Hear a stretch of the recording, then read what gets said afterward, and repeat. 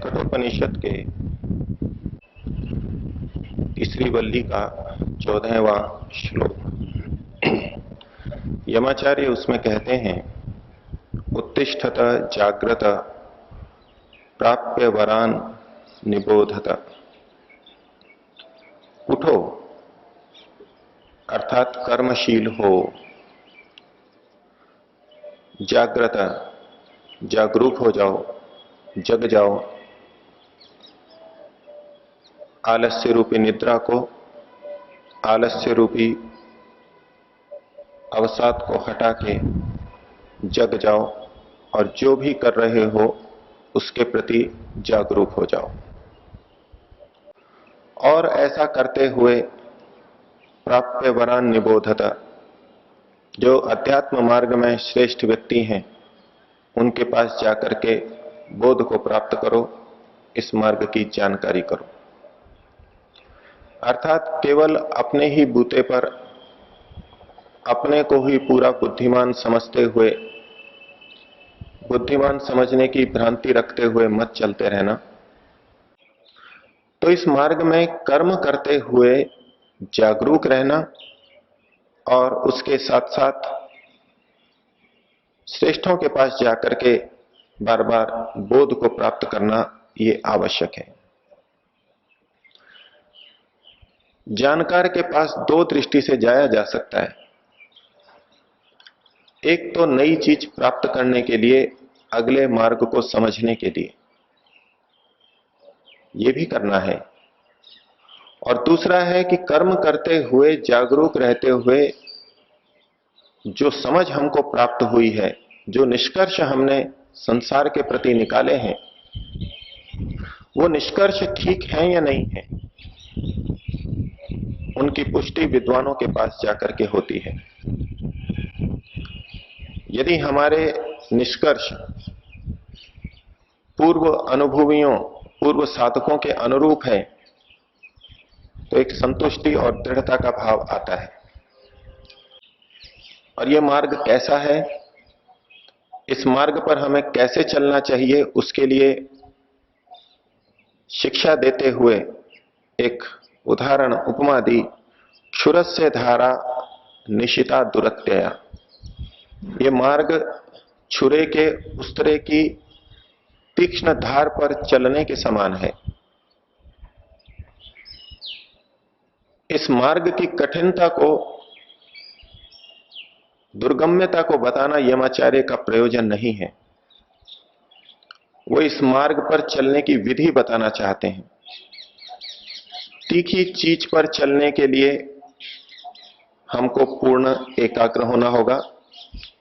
अगर एकाग्र नहीं हुए तो नीचे गिरेंगे, वापस भूमि पर आ जाएंगे। हमें अपना संतुलन बनाते हुए चलना होगा। हमें इस मार्ग पर धीरे धीरे चलना होगा। भूमि पर जिस प्रकार तेजी से चलते हैं, उस तरह से छुरे की या तलवार की धार पर नहीं चल सकते और न ही चलना चाहिए। चलेंगे तो पैर छिलेंगे, पैर कटेंगे, और पैर कटे तो आगे का चलना और कठिन हो जाएगा। अपनी सुरक्षा रखते हुए इस मार्ग पर चलते हुए पैर न छिलें, इसके लिए पिछले पैर को उठा करके ठीक अगले पैर के सामने रखेंगे। किसी चीज को छोड़ते हुए नहीं चलेंगे। जिस स्थिति में है वहां से पहले थोड़ा ऊपर उठेंगे, उससे थोड़ा वैराग्य प्राप्त करेंगे और फिर अगले कदम पे जाएंगे। पिछली भूमि पर रहते हुए पैर को तलवार की नोक पर सटाए हुए आगे सरकाने का प्रयास नहीं करेंगे, नहीं तो पैर अवश्य कटेगा, अवश्य चिरेगा। और कहा, दुर्गम पथस्तत् कवयो वदंती। इस दुर्गम पथ के बारे में वो कवि लोग, क्रांतदर्शी ऋषि लोग हमको बताते हैं, उसका उपदेश अवश्य करते हैं। इस पंक्ति का एक अर्थ और लगाया जाता है कि इस मार्ग को कवि लोग बड़ा दुर्गम मानते हैं, बड़ा कठिन मानते हैं। इस मार्ग को प्राप्त करना कठिन है, लेकिन इस मार्ग पर चलना कठिन नहीं है। अगर विधि ठीक पता हो तो मार्ग पर चलना अपेक्षाकृत सरल है। संसार के मार्ग से चलने की अपेक्षा, संसार के मार्ग पर चलने की अपेक्षा इस मार्ग पर चलना सरल है। कठिनता है इस मार्ग को प्राप्त करने की। यमाचार्य ने कठोपनिषद में पहले यह उपदेश दिया है, श्रवणायापि बहुवीर यो न लभ्य। बहुतों को तो ये सुनने को भी नहीं मिलता। शृण्वन्तो भी बहवो यम न विद्यु। और इसको सुनते हुए भी बहुत से लोग इसको जान नहीं पाते, समझ नहीं पाते, आखिर ये रास्ता क्या है। आश्चर्य वक्ता कुशलो से श्रोता, आश्चर्य जाता कुशलानुशिष्ट। इस पे जो चल रहा है वो तो आश्चर्यजनक ही है, लेकिन ये मार्ग कठिन है या सरल है। पंचतंत्रकार ने जानवरों के बीच में चल रही कथा के बीच में एक छोटा सा संकेत दिया। कहा, अर्थार्थी जीव लोकोयम यानी कष्टानि सेवते। अर्थार्थी, धन को चाहने वाला, भौतिक सुविधाओं को चाहने वाला व्यक्ति, जीव लोकोयम, ये जो जीव व्यक्ति है, समुदाय है, यानी कष्टानि सेवते, जिन कष्टों को सहन करता है, जिन कष्टों को झेलता है, अर्थात बहुत कष्टों को झेलता है। ये धन कमाने वाला हर व्यक्ति जानता है। जिनकी अच्छी स्थिति बन गई है और धन से धन सहजता से आ रहा है, उनकी बात छोड़ दीजिए।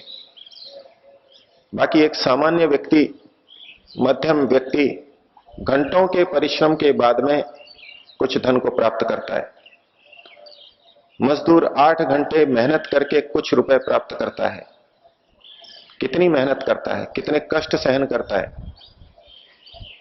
यदि 8 घंटे कार्य करना है तो वहां तक पहुंचने के लिए आधा घंटा, 1 घंटा, 2 घंटा, 3 घंटा यात्रा के लिए लगा देता है। तो अर्थार्थी जीव लोकोयम यानी कष्टानि सेवते। धन को चाहने वाला जिन कष्टों को, अर्थात जितने कष्टों को सहता है, शतांशे नापि मोक्षार्थी तानि चेत मोक्षमाप्नुयात्। अगर उसका शतांश भी कष्ट मोक्षार्थी सहन कर ले, मोक्ष को चाहने वाला मुमुक्षु व्यक्ति सहन कर ले, उतना कष्ट झेल ले, तो वो मुक्ति को प्राप्त कर ले। शतांशे नापि मोक्षार्थी तानि चेत मोक्षमाप्नुयात्। पैसा कमाने में जितना कष्ट है, अध्यात्म में मोक्षार्थी के लिए उतना कष्ट नहीं है। और जितना कष्ट, जितनी मेहनत, जितनी लगन धन को चाहने वाला रखता है, दिन भर धन उसके दिमाग में रहता है, अगर ऐसा मोक्षार्थी के मन में आ जाए तो इधर न जाने कितनी तीव्रता से गति हो जाए। योग दर्शन में पर वैराग्य के भाष्य में व्यास जी लिखते हैं, ज्ञानस्यैव पराकाष्ठा वैराग्यम। ज्ञान की पराकाष्ठा वैराग्य है। और फिर आगे कहते हैं, तस्यैव नान्तरीयम कैवल्यमिति। और ये वैराग्य जिसको प्राप्त हो गया, विवेक के बाद में जिसको वैराग्य प्राप्त हो गया, तो कैवल्य नान्तरीय हो जाएगा, बिना बाधा के होगा, कोई बाधा ही नहीं बचेगी, इतना सरल हो जाएगा। योग दर्शन में 9 अंतरायों को भी गिनाया है। बाधक तत्वों को वो जानते थे, लेकिन ये भी जानते थे कि जिसको वैराग्य हो गया है उसके लिए ये मार्ग निष्कंटक हो जाएगा, निर्बाध हो जाएगा, अंतरायों से रहित हो जाएगा। वस्तुतः ये मार्ग कठिन नहीं है। इस मार्ग को पाना, इस मार्ग पर चल पड़ना, प्रारंभ करना, ये सबसे कठिन है। आज हमारे जीवन में हो क्या रहा है? हमको जाना अहमदाबाद है और हमने अपना वाहन दिल्ली की तरफ बढ़ा दिया है। विपरीत दिशा में चल रहे हैं। कुछ तो ऐसे हैं जो पीछे मुड़ के भी नहीं देखते कि ये पीछे वाला अहमदाबाद का मार्ग है। मार्ग में एक एक किलोमीटर के बाद में दोनों तरफ संकेत आते हैं। दिल्ली जाने वाले को दिल्ली का संकेत मिलेगा कि दिल्ली अब कितने किलोमीटर दूर है, लेकिन यदि वो पीछे मुड़ करके देखे तो वहां अहमदाबाद का भी उल्लेख रहता है। एक व्यक्ति है जो सामने ही देख करके चला जा रहा है, दिल्ली की तरफ जा रहा है, लेकिन दूसरा है थोड़ा पीछे भी मुड़ के देख लेता है, लेकिन वाहन को उसी गति से दिल्ली की तरफ बढ़ा रहा है। वो कहता है कि मेरे को अहमदाबाद का मार्ग पता है, इस तरफ जाता है, इतने किलोमीटर दूर है। लेकिन अंतर क्या है? केवल इतना सा कि ये पीछे मुड़ के देख लेता है। थोड़ी और सामर्थ्य बढ़ती है, थोड़ी और रुचि बढ़ती है, तो सोचता है चलो थोड़ी देर अहमदाबाद की तरफ बढ़ते हैं, अध्यात्म की तरफ गति करते हैं।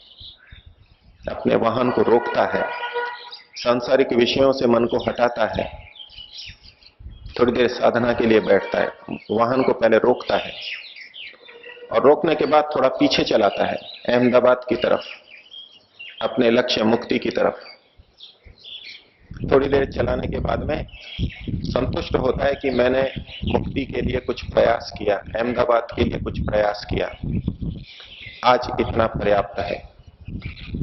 फिर से गाड़ी को आगे की तरफ बढ़ाता है, बहुत किलोमीटर आगे चला जाता है। और यही हमारा जीवन, जो ये कहते हैं कि हम ईश्वर की तरफ प्रयास कर रहे हैं, ऐसा ही लगभग जीवन हमारा चल रहा है। लेकिन इससे होना क्या है? इससे लक्ष्य प्राप्त नहीं होगा। वस्तुतः हम उस मार्ग की तरफ अभी चलने नहीं लगे हैं। हमारा लक्ष्य तो संसार ही बना हुआ है। जिस दिन व्यक्ति को यह निश्चय हो जाए कि परमात्मा ही लक्ष्य है, उसी में मेरा अंतिम कल्याण है, पूरे निश्चय के साथ अहमदाबाद की तरफ ही चल दे, भले ही वो धीरे धीरे चले, वो मुक्ति की तरफ बढ़ रहा है और बिना बाधा के बढ़ रहा है। इस मार्ग में चलना प्रारंभ करने से पहले हमने अपने शरीर के साथ में, अपने वाहन के साथ में बहुत सारे पत्थर बांध रखे हैं, संस्कारों के, राग के पत्थर बांध रखे हैं। हम प्रयत्न तो कर रहे हैं, लेकिन बंधे हुए पत्थरों के साथ में प्रयत्न कर रहे हैं, और ऐसे में तो हमको कष्ट होना ही है। बहुत मुश्किल से पसीने पसीने होकर के थोड़ा बहुत कदम बढ़ा पाएंगे, क्योंकि पत्थर बांध रखे और हमको लग रहा है ये रास्ता कितना कठिन है। लेकिन यदि पत्थर की रस्सियां काट दी जाएं, पत्थर को एक तरफ कर दिया जाए, तो क्या इतना पसीना बहाने की आवश्यकता है? हम सरलता से इस मार्ग पर चल सकते हैं। भंगेड़ियों की कहानी आपने अवश्य सुनी होगी,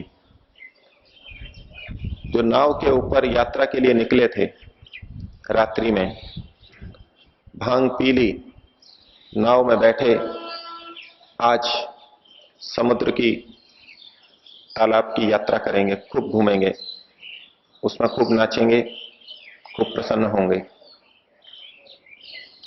बैठ गए और सब पूरे पुरुषार्थ पूरी रात्रि को नाव चलाते रहे।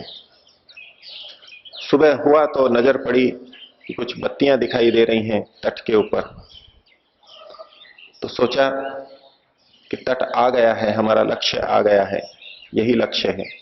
बड़े प्रसन्न हुए। उतरने लगे तो देखा कि नाव के तो रस्सी बंधी हुई थी। रात भर के क्या कर रहे थे? रस्सी बांध करके मेहनत कर रहे थे। तो निश्चित रूप से ऐसी मेहनत को देख करके हम कहेंगे ये रास्ता बड़ा कठिन है, लेकिन रस्सी यदि काट दी, पत्थर यदि काट दिए, तो फिर कोई बाधा नहीं है। ये जो अपर वैराग्य है, ये राग को हटाना ही है, अपने रस्सों को काटना ही है। और पर वैराग्य भी अपने सांसारिक रस्सों को काटना है, सांसारिक राग को काटना है। और जिस दिन पर वैराग्य हो गया, अर्थात अपने सारे रस्से, सारे बंधन, सारे राग हमने काट दिए, तब ये उक्ति वहां चरितार्थ होगी, एतस्यैव नान्तरीयम कैवल्यमिति। अध्यात्म का मार्ग तो अब शुरू हुआ है, संस्कारों को दग्ध बीज करने का काम तो अब शुरू हुआ है। अब तक तो हम अपने को अधिक राग बनने से रोक रहे थे। जितना राग हमने पैदा किया, जितना द्वेष पैदा किया, उसको थोड़ा थोड़ा कम कर रहे थे और कुछ नहीं कर रहे थे। विपरीत दिशा में जाने से अपने को थोड़ा सा रोक रहे थे। ये अभी रास्ते पे चलना प्रारंभ नहीं किया है, विपरीत रास्ते पे चलना रोका जा रहा है। ये अवश्य कष्टप्रद है, ये अवश्य कठिन है, और अध्यात्म के मार्ग पर चलने के लिए यही बात सबसे दुर्गम है। हम चाहें एकदम से चलती हुई गाड़ी को पलट करके दूसरी तरफ कर दें, संभव नहीं है। अगर प्रयास करेंगे तो वाहन पलटेगा, दुर्घटना हो जाएगी और फिर बहुत सारा समय वहीं चला जाएगा, चोट को ठीक करने में, वाहन को ठीक करने में चला जाएगा। पहला उपाय है विपरीत दिशा में बढ़ते हुए अपने कदमों को, अपने वाहन को रोकना, धीमा करना। उसको धीमा करें, रोकें, फिर तसल्ली से धीरे धीरे दूसरी तरफ बढ़ाना प्रारंभ करें। और यदि हम ऐसा कर पाए तो ये रास्ता बड़ा सरल है, इसमें कुछ कठिनाई नहीं है। और यदि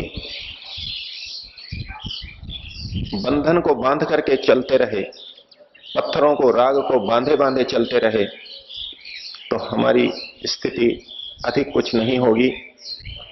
100 दिन चले 2.5 कोस, शायद 2.5 कोस भी ना चल पाए। 100 दिन चल के भी लगेगा कि इतना सा बढ़े। जिन साधकों को यह प्रतीत होता है कि वर्षों लगा के भी थोड़ी सी प्रगति हुई, उसका कारण यही है कि वर्षों तो लगाए, उस दिशा में बढ़े भी, कुछ चले भी, लेकिन दूसरी दिशा में भी बहुत चले, और कुल मिला के परिणाम 2.5 कोस का ही निकला। 100 दिन चले 2.5 कोस। तो यदि हमारे को अपनी प्रगति आगे दिखनी है, अनुभव में लेनी है, तो पहले विपरीत दिशा में चलना बंद करना होगा और इस रास्ते पर पूरी सावधानी से, एकाग्रता से धीरे धीरे चलना होगा।